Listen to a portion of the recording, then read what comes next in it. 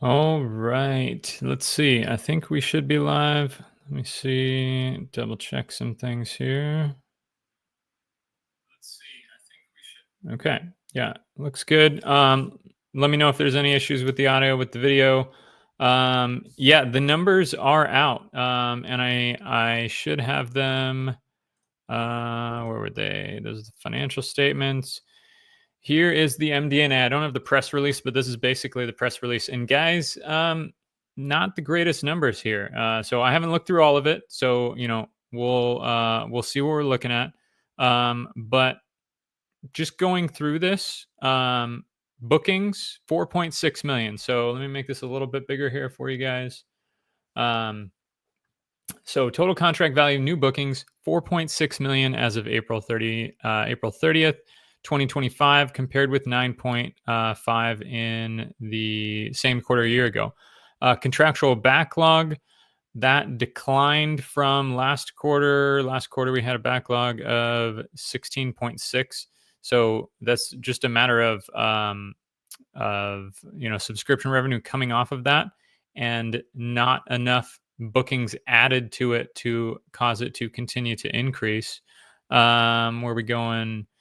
Let's see. Contractual backlog.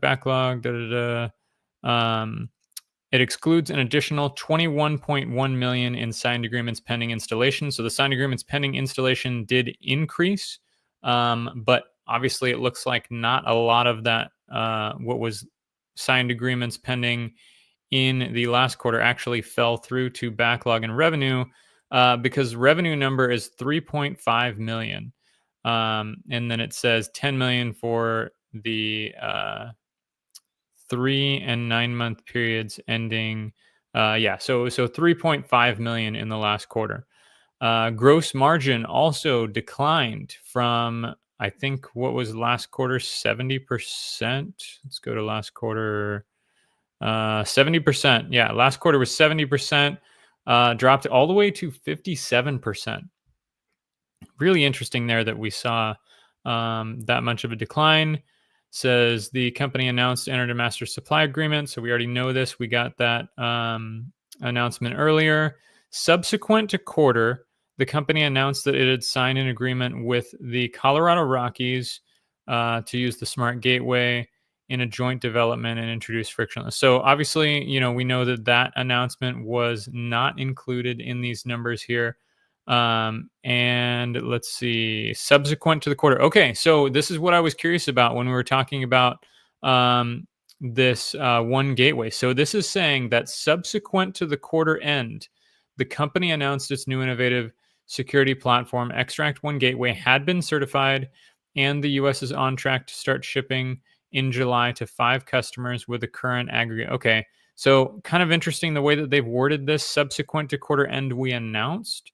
I'm wondering if this is saying that all of this 6.7 million was booked after the quarter had ended.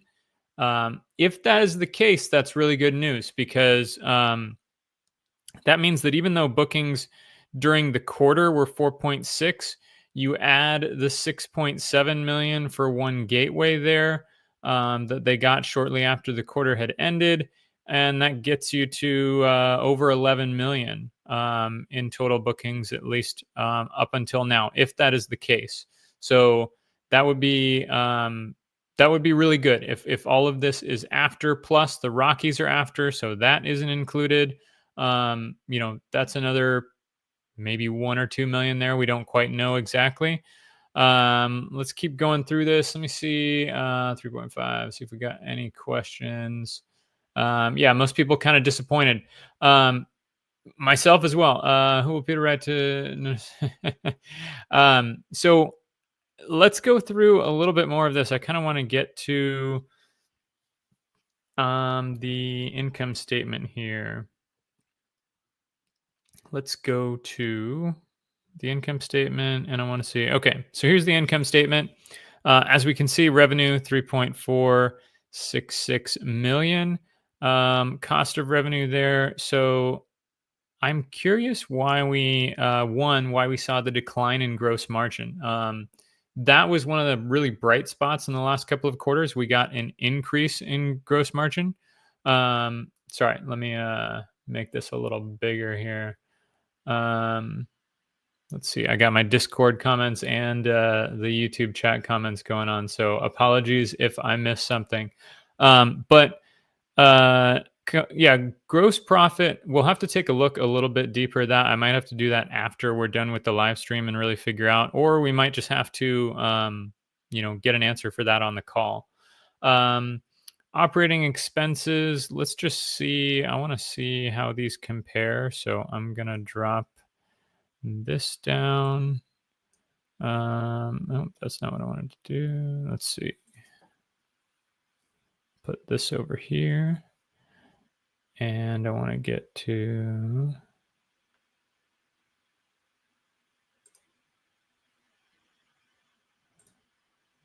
the financial statements. Okay. So let's take a look at how these compare for a second.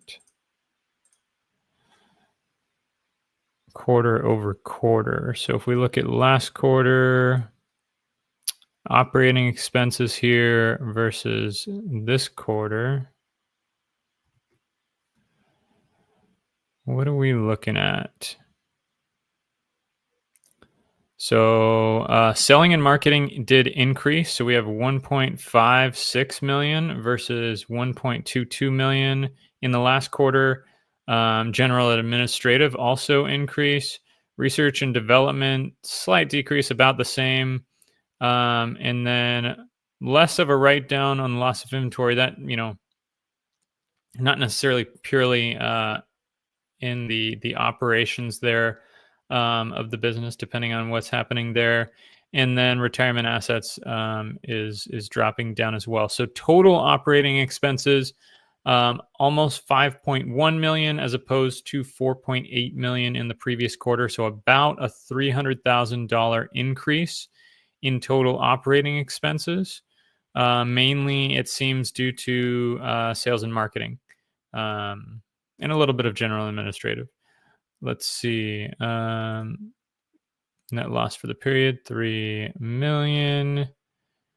And then I'm going to bump this back out here. Let's see. Total revenue, select information, loss per share. I'm going to go to really quickly the backlog here. So less than 1 year did continue to increase. So this is interesting. So we got, let's see. I really would like the press release to be out here. Let's see if I can refresh this.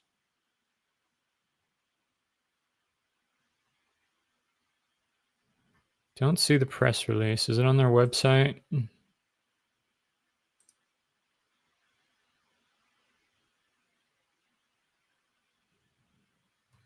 Don't see it on their website either. Okay, so I'm going to have to keep jumping around between here. Let me just duplicate this. And I'm going to go back to the press release section of this. Okay, so new bookings was 4.6 million. And signed agreements pending did increase. So it's interesting that we see this increase because if we look 1 year ago, go back to my little financials here. If we look 1 year ago, signed or backlog that was expected to be recognized in less than 1 year was 6.99 million. And if we look at now, it's almost 7.2. So we did, it looks like, get some additions to the backlog.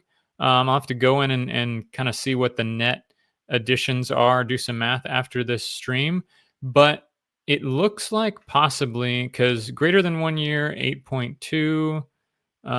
If we go back to here, if the total was, let's see, bookings, where's backlog? Platform backlog 16.6 minus this 6. Yeah, it was almost 10 million in over 1 year in the prior. So maybe we're getting some renewals in their shorter term contracts, something like that. I'm gonna have to go and look a little bit into that and see what's happening. Let's take a look at the cash position. I'll look at the financial statement.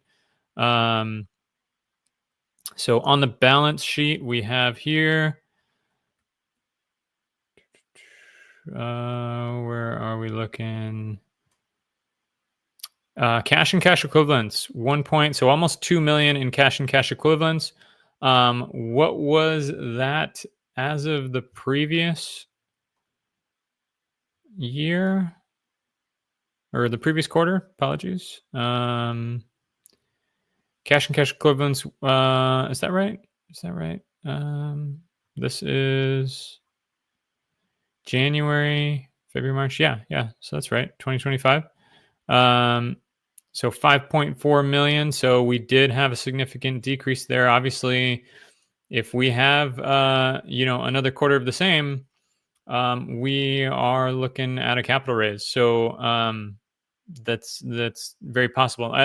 For those of you that watched my analysis of the Ventum Capital note, somebody pointed out, I forget who it was, so sorry if I'm not giving you credit here, that I missed that there was an increase in cash that wasn't really explained by an increase in revenue.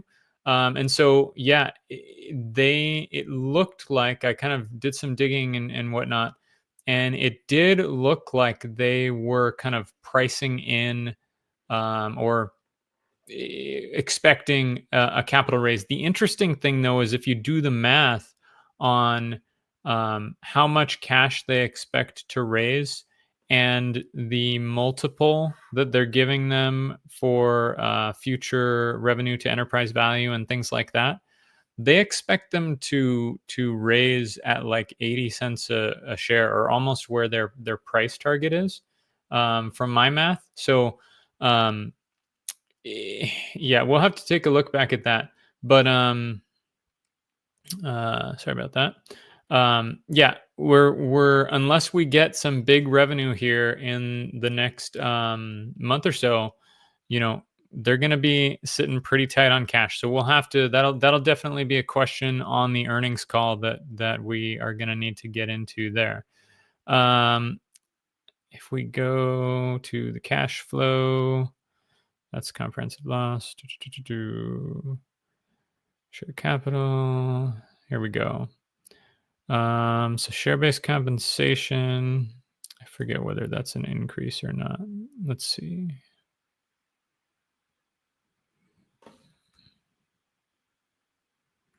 Yeah, decent increase there in share-based compensation. Depreciation, it's mostly, well, at least a decent part, cost of revenue, and there's some other things in there. Financing costs. Just trying to see if there's anything out of the ordinary in this one.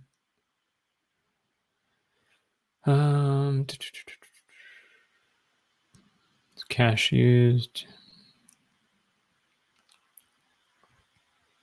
It's for the period. Oh, they're looking. That's why this is 9 months. I'm like, no, it wasn't a 6.7 million decrease there. But yeah, I forget when they do the way that they do it is kind of weird. I get kind of why they do it. They every quarter that you move into a fiscal year, they just like add on. I wish they would also give a quarter, like break out the specific quarterly numbers, because now you got to do the math and you got to go like, okay, loss for the period 8 million, but now I have to subtract Q1 and Q2 to actually get what Q3 was. With seasonality in the business, this does offer some benefits to show it this way as well, but I wish they would also break out the individual quarter there, because then it makes it kind of hard to analyze unless you go and you break it all down into a spreadsheet like I have here. So I'll have to do that after the stream is over. Let's just go through So yeah, 1.9 million cash and cash equivalents. It'll be very interesting what they say on the call in relation to what's going on there, what they're seeing, and whether they expect to have to do another raise. Um, I want to go through a couple of the notes on the financial statements, and then I'll look and see if there's any questions. If you guys have any questions, put those on. Thank you. Um, sorry about that. If I'm going to go through some of these notes here, and then I'll get into any questions. So if you have any questions, anything you want me to specifically look at in the report, the financial statements, or whatever, I'll take a look at that. But a couple things that I do want to look at. One is the cost of revenue here. I forget which note that is. There's receivables, inventory, finished goods, nothing crazy there. Here we go. No, that's deferred cost of revenue. Property, plant, and equipment. So reclassification, but this is going to be the 9 months. Is it this July to April? Yeah, it's the 9 months as well. So I'm gonna have to break that out again to look at it. Hopefully they don't do that in rights of use assets. Oh, let's see. Actually, there's an interesting thing I've been looking at here. Let's see if they said that their intellectual property is ready for capitalization. Let's see. Has determined it's not yet available for commercial use. So I think, not that it matters too much, but I think this is basically like, you could think of it as almost like R&D expenses in the development of one gateway, and they're planning to amortize that as the cost. So that's just a little thing if you really get geeked out about the financials. Let's see. Here's revenue. Okay, I want cost of revenue. Cost of revenue. Okay, yeah, and this is going to be the 9 months as well. So I'll have to break that out, and I'll have to look at that later. Let's see, 2.7. Yeah, I'll have to see why and in what specific area. I'm curious what really caused the drop in margins. And I'll definitely ask that on the call if we don't get that on the call. Let me actually just see if I do. Yeah, I'll have to break that. Sorry, I won't be able to be quick enough to make it worth it for you guys to drop all of that into a spreadsheet and really analyze it well. But I will make a separate video probably tomorrow after the call once we get a little more information, and I'll go through all of that. But yeah, I'm curious. Or maybe I'll this specific section I'll just post a little bit later on the Discord or something, so that you guys can see where the cost of revenue increased and why those margins decreased. Operating expenses. I think that's the main thing that I wanted to look at. Let's just double check share count. Make sure there's no crazy changes that happen there. Yeah, we're still at 218, so nothing crazy there. Okay, let me see if there are any questions here. You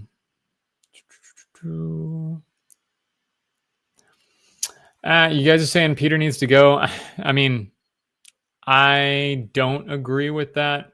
I know people have voiced this sentiment before on my Discord. I've gone through multiple times. He's done a whole lot for this company so far. It would seem, and one or two not so great quarters. I mean, last quarter was good. Q1 was really the only bad quarter, I would say, in the last year and a half. Um, and in this quarter, right? So a couple bad quarters. I'm not going to ask for someone's resignation. I think that's just kind of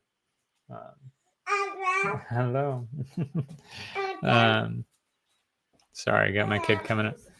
And yeah, so that's what I'll say about that. Let's see, what do we got?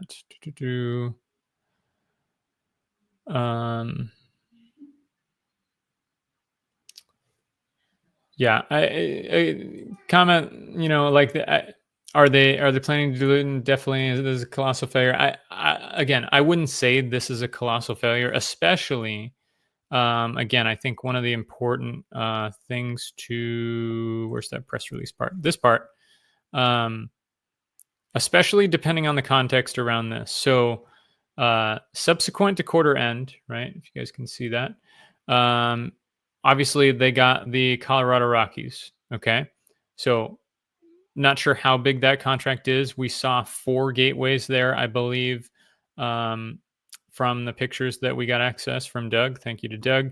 And, probably more to come. So that is not included in these bookings numbers or revenue or anything like that here. And it seems like they're saying, I really want some clarification on the call. I'll definitely ask this if it isn't included. It seems like they're saying that all of this 6.7 million for one gateway is also not included because it was subsequent to quarter end. Now, I'm not sure if they're just saying the announcement was subsequent to quarter end and some of that 6.7 million was during the quarter. So it's the language there is a little funky. But if this 6.7 million is all subsequent to quarter end, and they didn't like record it as a booking until they finally got the certification, like they were saying in the US and Canada. And this Colorado Rockies is obviously after. That would mean that already in Q4, we have like probably 8 million or so, maybe a little less than 8 million in bookings already in Q4. And that also doesn't include the announcement that the company has entered into a master supply agreement, and that installation, the first one in Asia, is supposed to go in, I believe they said Q2 calendar. So that would be this month, essentially, which May, June, July, we're in smack dab in the middle of Q4. And looking like we already have close to 10 million in bookings. So, while sure, the number specifically for this quarter for bookings and revenue, not good. Also, gross margin, not good.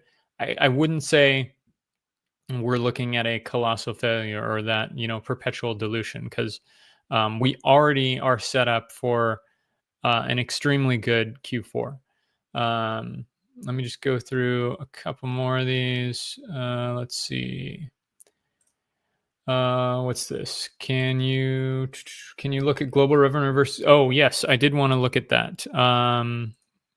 Thank you for pointing that out. That is, I forget what note that is. I should have. Let's look at this. I think it's under.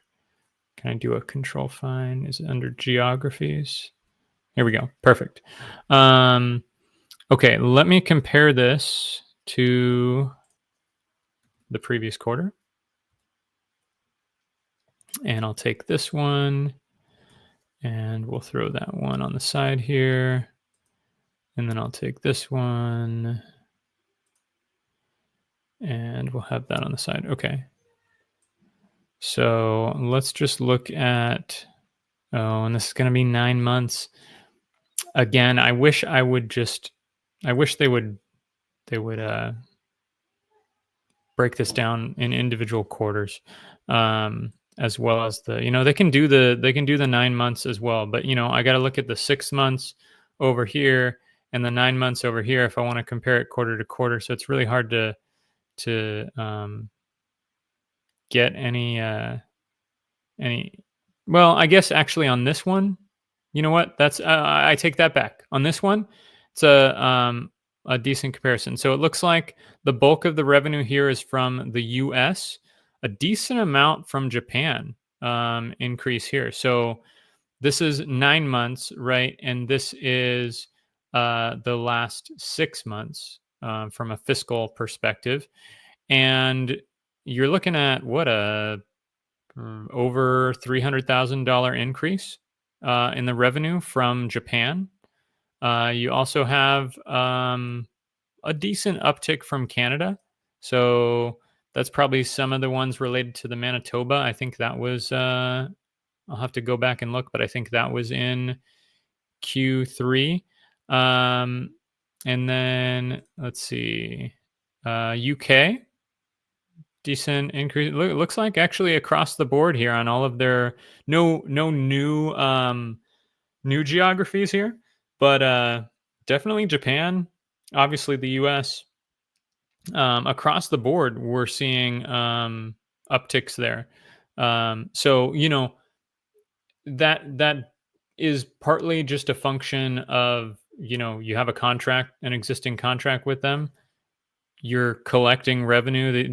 These are all probably in part subscription contracts, and you're just continuing to collect that revenue.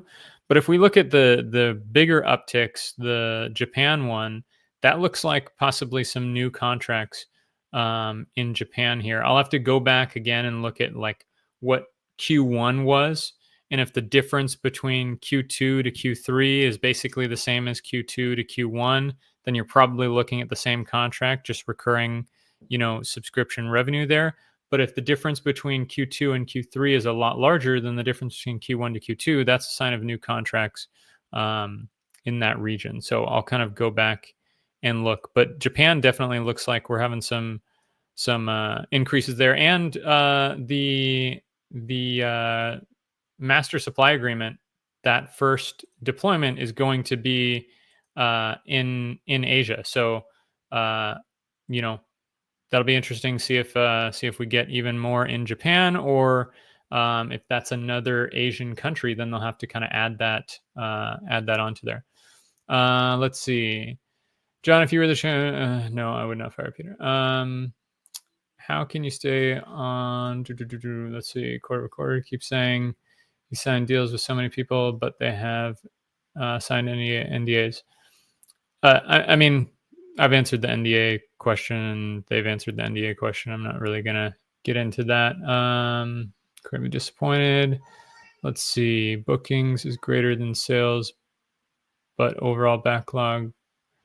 Yeah. So, Mr. Or Mrs. Freezing here. I would go take a look at. I did a video explaining, or I did a video actually with Karen, the CFO, and she went over in detail, and I asked some questions, and we clarified in there the whole relationship between bookings, backlog, signed agreements pending. So if any of you guys just still don't really understand that and are having some confusion there, or if you're new to this stock and you haven't really looked into that, definitely go check that video out. I think she does a really good job of breaking down how the relationship works, and why you might see something like this where bookings is greater than overall backlog and pending installation is but backlog and pending are decreasing. That's because some of the revenue from backlog is decreasing because some of the revenue from backlog goes into, or some of the amount from backlog, goes into revenue, because that's all subscription revenue that they are recognizing over time. That's what backlog is all of the installed contracts that have subscription recurring revenue. So backlog is always technically decreasing. It's just that it is increased because they continue to add more and more to backlog faster than the money comes out, which is a good thing. Pending installations actually did signed agreements pending installation did increase, so that didn't actually decrease there. But that can decrease too because you move some of the pending installation into backlog or into revenue. So I would check out that video though. Let's see. Do we know? Let's see. Do we know the revenue generated by a single gateway, whether subscription or upfront? We don't know exactly.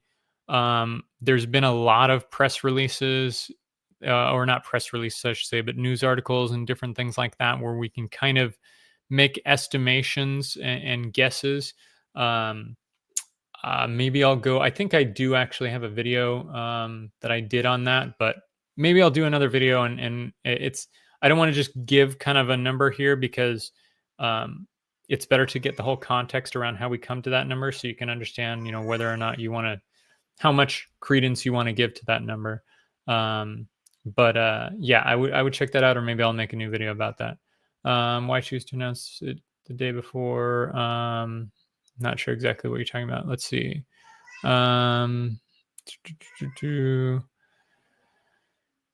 Could this be in effect delayed manufacturing? So this is an interesting question. Could this be an effect of delayed manufacturing of one gateway late April to July? So yeah, originally, from what Peter said on the announcement of one gateway and from what we saw on earnings calls and whatnot, the time frame was early 2025 basically, and it kind of got boiled down to like Q2. So eventually, yeah, July. They say it's on schedule, but technically not really on schedule, I would say. I don't know that this would affect the results, at least from a bookings perspective, but maybe it, depending on if they, I don't know if there are rules around this or whether they just chose to maybe not sign a deal for bookings until the product was fully certified. And if the product wasn't fully certified until, let's say, after January, or actually in this case, if they didn't include it in Q3, if it was until after April, if it didn't technically get certified until May, then maybe they couldn't actually technically sign a deal for bookings if the product hadn't fully undergone all of the tests to be able to be sold in the US. And that's actually, that might actually be a good point. I wonder how much of that 6.7 million simply it would have been in bookings in this quarter if it had been certified before. So again, that's a question that I will for sure ask on the earnings call if I get lucky enough to ask a question again. And if they haven't addressed it already, is that 6.7 million, all of that not included in this quarter's bookings? Because I think that makes a big difference. Again, I don't want to go back to this, but I think it's warranted. If you go back and you look, these are the financial statements. Where's the MD&A? Yeah. So bookings again was 4.6 million, right? If this 6.7 million is not included, if none of it is included in this 4.6 million, that's over 11 million. That would be a solid bookings number. I would be completely okay with the 3.5 million in revenue if we got 11 million plus in bookings, right? Perfectly fine, especially since the bookings also doesn't include the master supply agreement and that installation in Asia, the first one, or the Colorado Rockies, right? Because both of those set us up already for a really good Q4.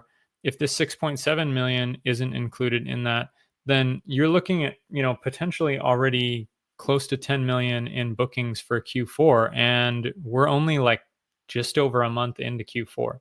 So that's something that, like I was saying, you can say it's a it's a bad quarter, and it is from a quarterly perspective. But I am really curious about all of this, because I think that would make a big difference.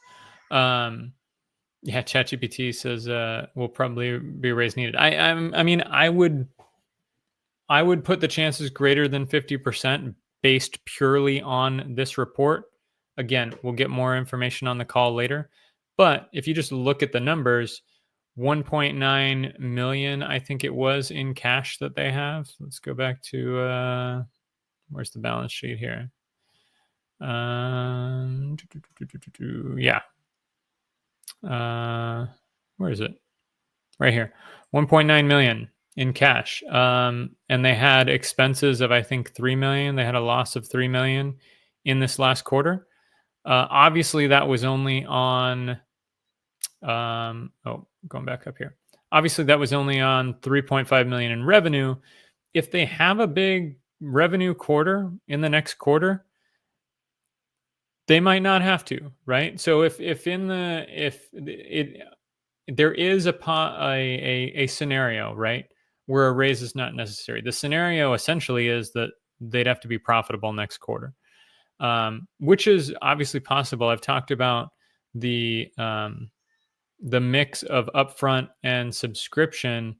All it takes is a heavy upfront quarter, and you get a bunch of revenue, right? And these one gateway contracts, most likely the majority of the one gateway contracts are going to be upfront revenue, because the majority of the customers purchasing one gateway are going to be in the education space or the hospitals, which we know, or not hospital, maybe some hospitals, but um, convention centers and whatnot, which we know, at least, especially the schools, like to purchase upfront. And so a lot of that 6.7 million could work its way into revenue very quickly. And that would either make it so that they don't have to raise, or definitely reduce the amount that they think that they would have to raise if they do a capital raise.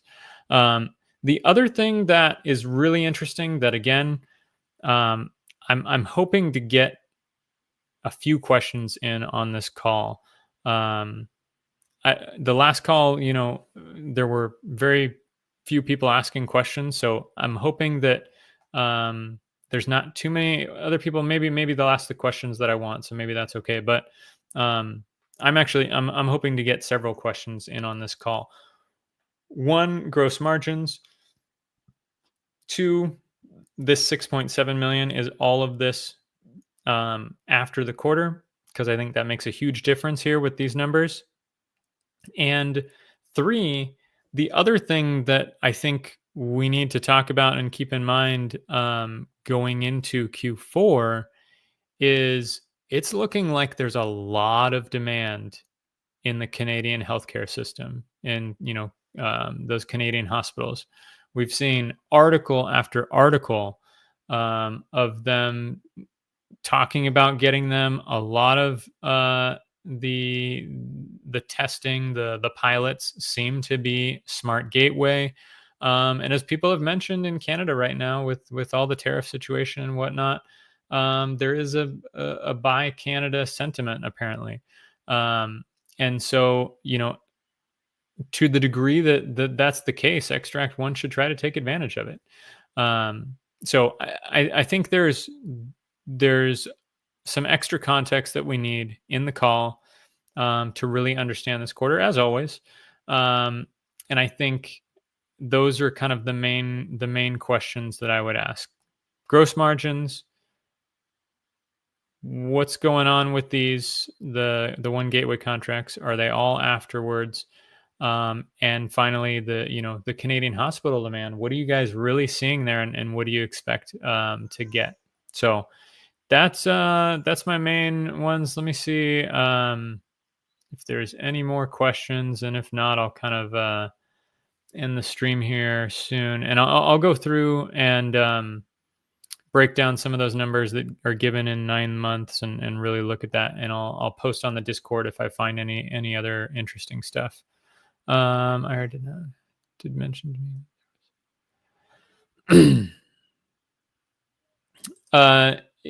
So sorry, but I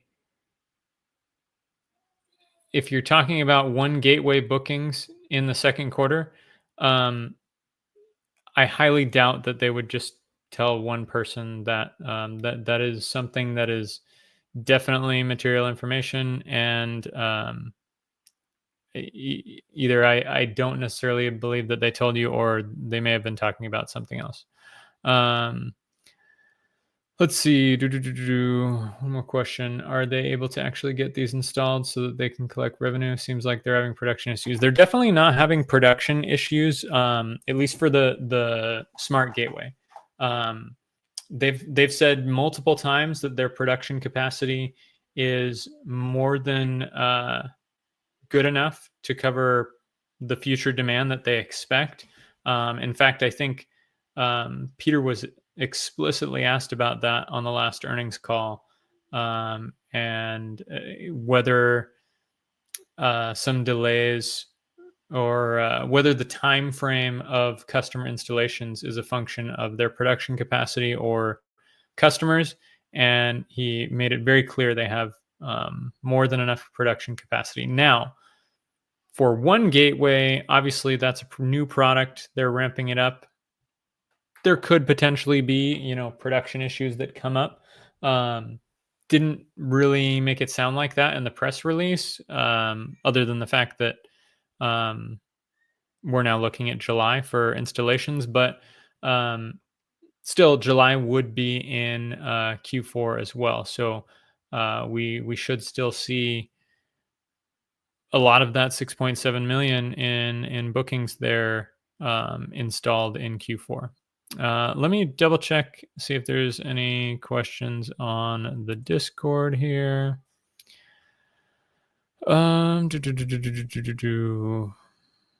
Capital raise. Does the company find a better list?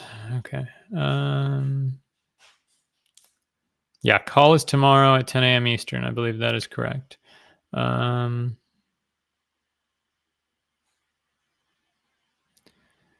So yeah, looks like that's most of the questions there. The other I just remembered the other main thing I wanted to ask on the call was now I'm for the other thing that I'm very curious about and I wanted to ask on the call is, are any of these customers, the 6.7 million, it says they have at least 5 customers. Are any of these customers existing smart gateway customers that are upgrading to the or switching over to the one gateway? You know, because if these are all brand new orders, right, and they're not removing any existing one gateway or smart gateway contracts, that's very good. If we're seeing some shifting from smart gateway to one gateway, then this 6.7 might not actually be as good as it seems. So that's another question. And just generally, I'm curious how they go about um, uh, contract upgrades when that happens. Like if they come out with a new version of smart gateway and somebody has a subscription, is that kind of automatically included in the subscription that they get access to the newest technology? Is it different for upfront contracts? I'm just kind of curious about the dynamic and how they do that. So anyway, looks like I'll finish it up here. Long story short, numbers weren't great.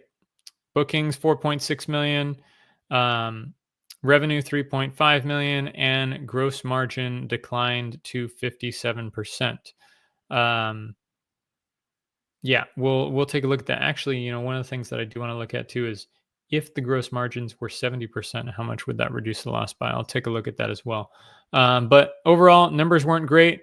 The saving grace potentially could be that we're setting up for an extremely good Q4 if these 6.7 million are not included. Plus, we have MLB with the Rockies. We have this master supply agreement in Asia, and we have a lot of Canadian hospitals looking at the tech. So, yeah, we'll have to see on the call what they say about all of that. Other than that, I'll see you guys all tomorrow. Hopefully, I'll make a video and hopefully I can get those questions on the call. Thanks for tuning in, guys, and have a good rest of your day.